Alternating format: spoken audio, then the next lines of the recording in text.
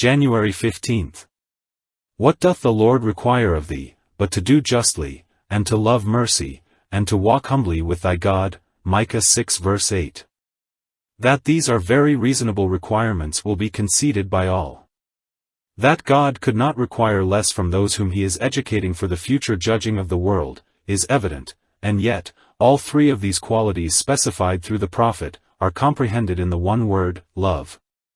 Love requires that we shall deal justly with our neighbors, with the brethren, with our families, with ourselves, that we shall seek to cultivate our appreciation of the rights of others, their physical rights, their moral and intellectual rights, their liberties, and that, appreciating these, we shall in no sense of the word abridge or deny them. The sum of the Christian's duty is the fulfillment of the law of love toward God and man. To give every man his due, to exhibit the love of compassion for the weak, the unfortunate and the afflicted, and deeply to appreciate the divine character based upon a knowledge of our weaknesses and limitations in contrast with God's perfection, go a long way toward a proper comporting of oneself toward God and man. Questions. What have I done with justice, mercy and humility this week? What prompted my actions therein? What resulted therefrom? Poems of Dawn, 93, Bearing God's Burdens.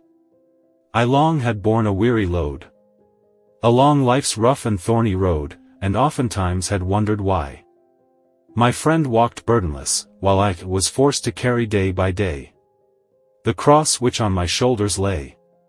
When, lo, one day the Master laid another cross on me. Dismayed and faint, and trembling and distressed, I cried, oh, I have longed for rest. These many days I cannot bear this other heavy load of care.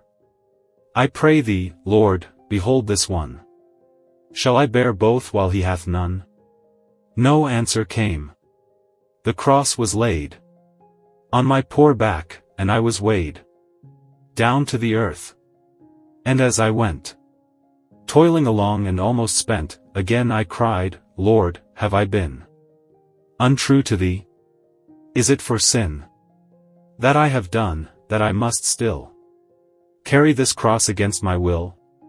My child, the Master's voice returned, hast thou not yet the lesson learned? The burden thou hast borne so long hath only made thee grow more strong, and fitted thee to bear for me this other load I lay on thee.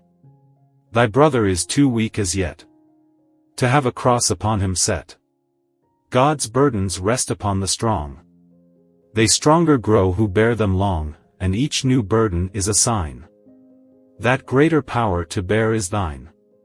So now no longer I repine, because a heavy cross is mine, but struggle onward with the prayer, make me more worthy, Lord, to bear.